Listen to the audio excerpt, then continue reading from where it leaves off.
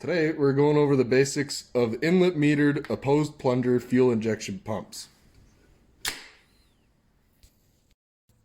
So, as with every fuel injection system, everything starts at your fuel tank here. Your fuel tank is going to lead into your primary fuel filter, generally filtering out to about 25 microns. From there, you go to the side of the engine block, imaginary, it's right here, where your lift pump is, which is going to pump the fuel at a base pressure of 3 to 5 psi. From there, you're going to hit your secondary filters here, which are a little light, and they filter it down to about 5 microns.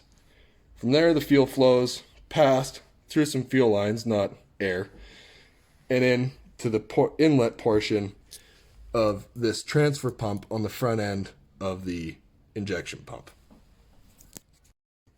Alright, so now that we have fuel up to the inlet of the transfer pump, it's going to come in through here,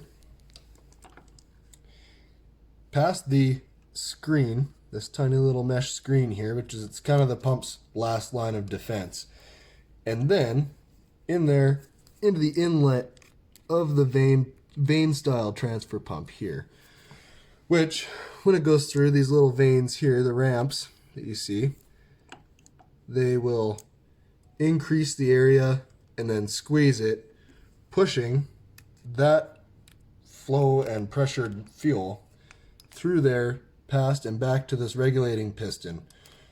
Once acted upon, it works to about 26 psi at and during cranking conditions. At a low idle, it'll work itself to about 40 psi, and then at high idle, it'll be between 90 to 120 psi. Alrighty, so now that we have flow through the transfer pump up to the transfer pressure, it's going to work into this small passage here, through there, to this smaller passage, and into the annular groove that goes around the entirety of the pump. From there, it goes up to the metering valve. So, before the fuel goes into the plungers here, before we talk about that, what's going to happen when it's in this chamber also is it'll flow through here and around this annular groove and down. This clunky thing will move. Okay, down from there through this port here and this little fitting, and actually through this passageway acting on the advance piston. Now right now, with the engine off, theoretically, this piston is in the completely retarded position, leaving this internal cam ring gear at fully retarded position. Now, once the engine's started and it starts to build pressure there through the transfer pump, and it increases with the speed of the engine, what's going to happen, you'll see the small timing mark here move.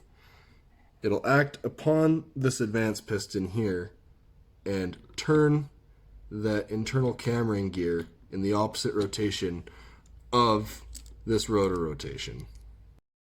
So, now that we have flow up to the metering valve, which is here, it's going to flow past this metering valve, depending on the position that it's in, which I'll go over later, and into this chamber here, which, while this rotor is spinning with the shaft here, it's gear driven, or possibly shaft driven, this won't perfectly line up with these holes until certain points.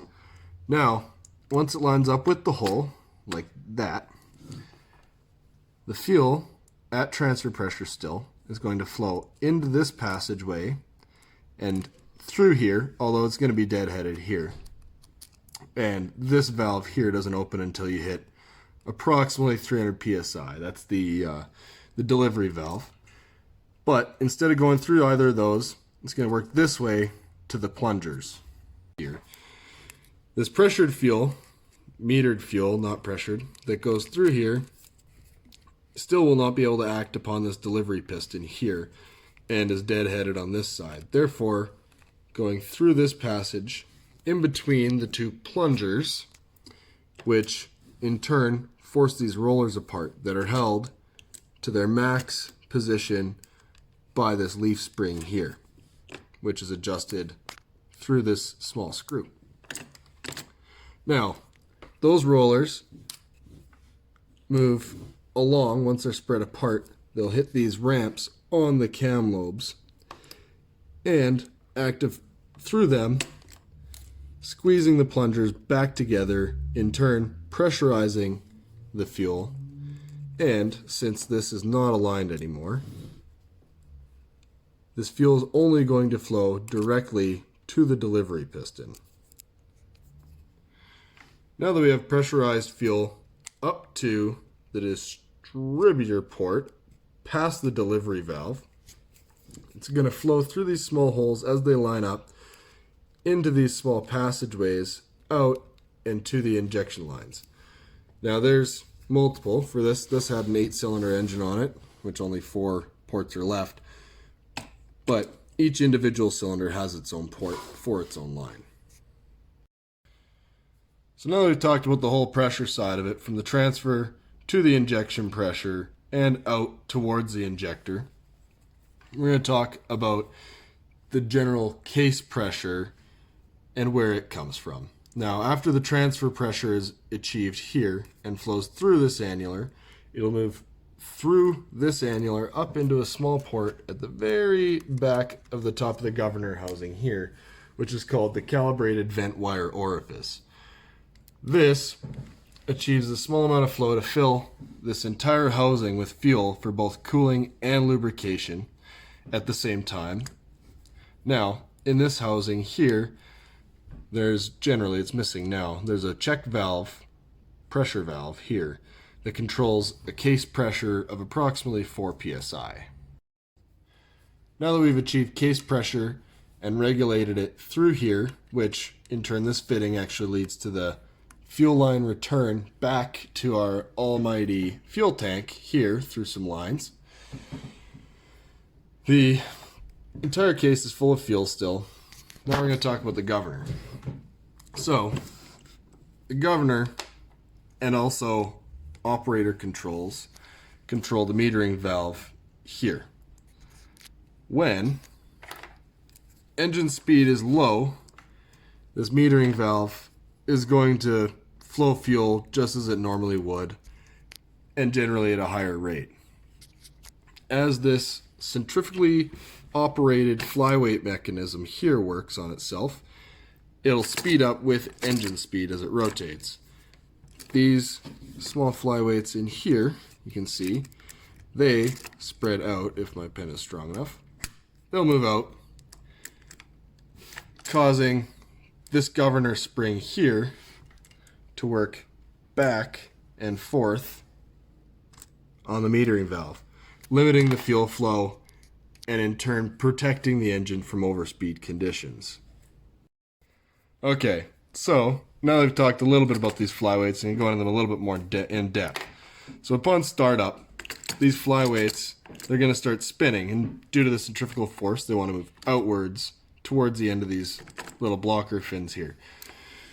Now, as the speed increases, these flyweights are going to move all the way out, generally in an overspeed condition. And what's going to happen is it's going to slow down and meter the fuel so that you have less fuel in running into the system. This in turn helps control the RPM of the engine. Now, under load, when the engine starts to lug down and generally run a little bit slower, say pulling a hill or doing work in general, these flyweights are going to move back in, increasing the amount of fuel. So this is in a high speed condition here. This will increase the fuel amount that flows through this metering valve and into here, in turn maintaining the engine RPM better under high load conditions. Okay, so now that we've covered the high and low load conditions and how they act upon the governor here through the rotor, we also have to include that this rotor shaft here, this one was a shaft driven style pump, has these little seals in here, the positive seals. Now these protect both the crankcase from ending up with fuel dilution conditions inside of it, in turn maybe knocking out a bearing or two, but also protect this pump from contamination of crankcase pressures into the pump and in turn eventually flowing out through here, nice and warm, fully aerated, back to the tank to cool and de-aerate, full of hydrocarbons, turning the fuel black. So now say you want to turn the engine off. In this case, this has an electric shutoff here. It's actually a fuel cutoff solenoid. This small little piston here, when electrically activated, will control the governor linkage right here and push the metering valve into a completely shut off position, just like that, killing all fuel flow and in turn turning off the engine. So that's about all we have to say about this inlet meter to post plunger injection pump here. You know, it's a fairly complex design, but until you get really into it, and it's all explained, you know, from the transfer, fuel tank transfer, through all the lines here, metering valve, plungers, it all turns out pretty simply. But gonna done it out here with my my freshly refilled fuel tank, the world's best green diesel. And yeah, thanks for watching.